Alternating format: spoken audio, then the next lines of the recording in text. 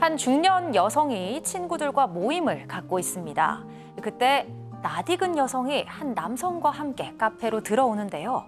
이를 본 중년 여성, 화들짝 놀랍니다. 하지만 남녀는 순식간에 사라졌는데 과연 이들 사이에 어떤 사연이 숨겨져 있는 걸까요? 자, 겉보기엔 평범한 남녀의 데이트 같지만 알고 보니 내 며느리의 불륜 현장, 교수님. 네, 오늘 제보자는 40대 남성입니다. 4살 연상의 아내와 결혼을 해서 20년째 세 자녀를 낳고 잘 살고 있었어요. 이 아내는 지금 50대인데 육아 관련 사업을 하면서 또 강의도 하는 등 열심히 바쁘게 사는 아내였습니다. 그런데 어느 날 어머니로부터 너무 충격적인 전화가 온 거예요.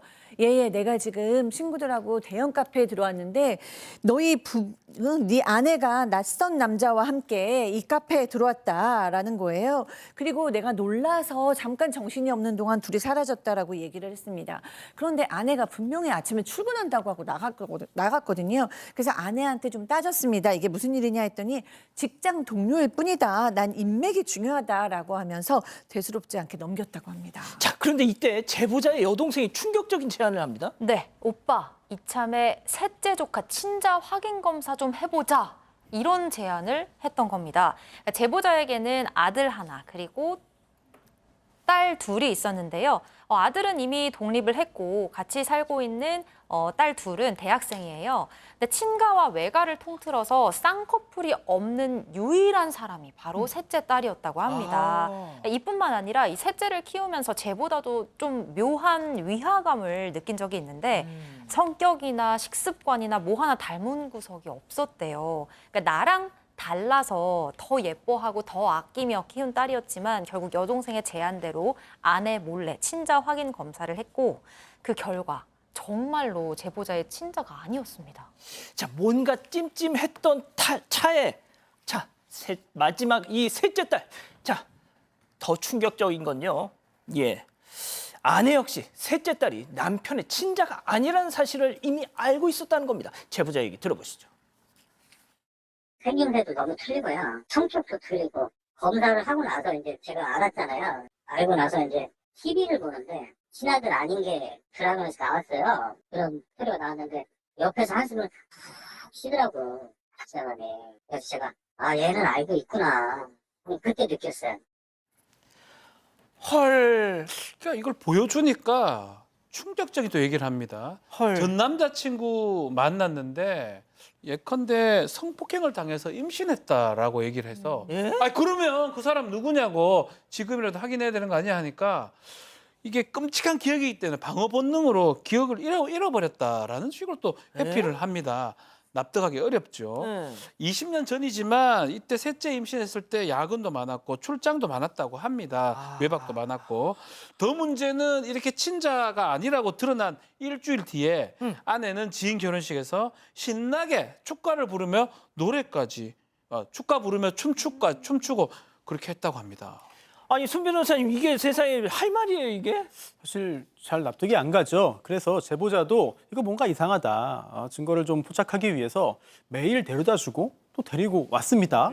또 그런데도 아내가 평일 퇴근 후에도 나가지도 않고 주말에도 집에만 있었어요. 그래서 이게 좀 이상하다 싶었는데 어느 날 제보자가 휴가를 내고 아내를 회사에 데려다 준 다음에 근처에서 기다렸습니다. 그런데 참 놀랍게도 점심 무렵에 아내가 어떤 남성과 함께 택시를 타는 모습을 봤습니다. 그리고 10분 정도 떨어진 곳으로 가서 여기에서 또 숙박업소에 함께 들어가는 그런 장면까지 목격을 했는데요. 알고 보니까 직장 동료와 이런 관계로 점심시간마다 계속해서 이런 행동을 했던 거죠.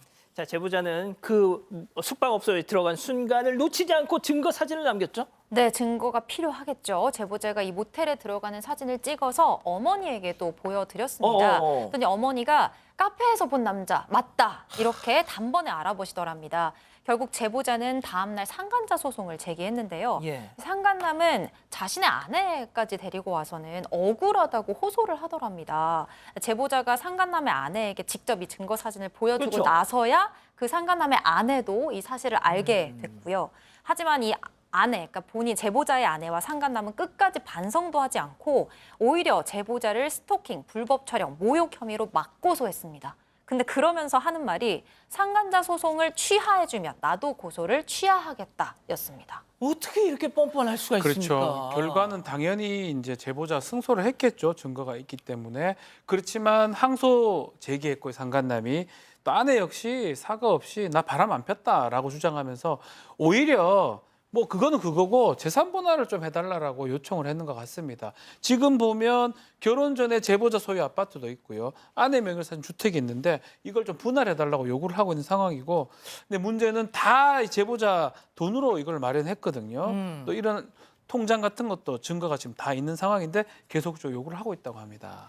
아니 불륜은 불륜이고 또 그 와중에 재산 분할도 하자고요? 원칙은 그렇죠.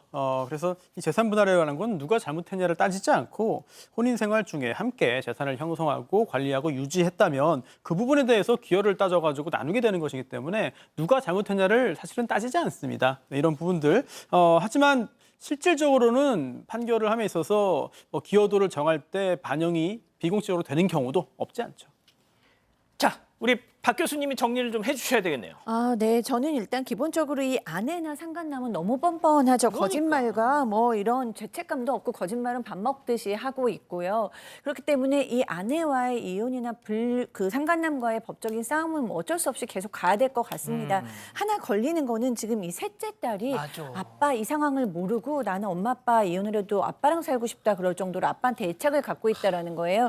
그러니까 이 아이와의 관계에 이 아이한테 모른 척하고 그냥 애착으로 사랑으로 계속 키우실지 아니면은 적절하게 지혜롭게 얘기를 하신 후에 같이 살지 아니면 엄마한테 보내야 할지 이런 문제들이 좀 남아 있는 것 같습니다.